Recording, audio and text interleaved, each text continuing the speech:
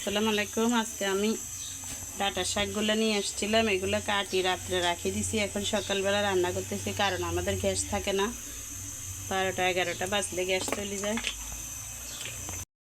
সরিষার তেল গরম হয়ে গেছে, এখন দিলাম পেঁয়াজ, রসুন বাটা, বন্ধ করে লবণ গুঁড়ো, তেল উঠে আসছে। এখন চিংড়ি মাছ দিয়ে দিছি।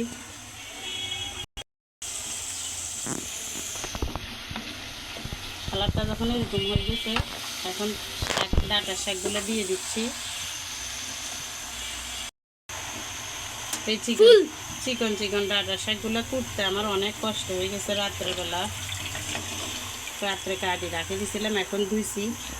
এক মুঠো শাক আনছি, 50 টাকা বলছে সে, আমি 40 টাকা দিছি। আচ্ছা গাইস, একটু বলবেন এটা পাতলির থেকে একটুখানি 10 গুণ বড় হয়ে গিয়েছে না?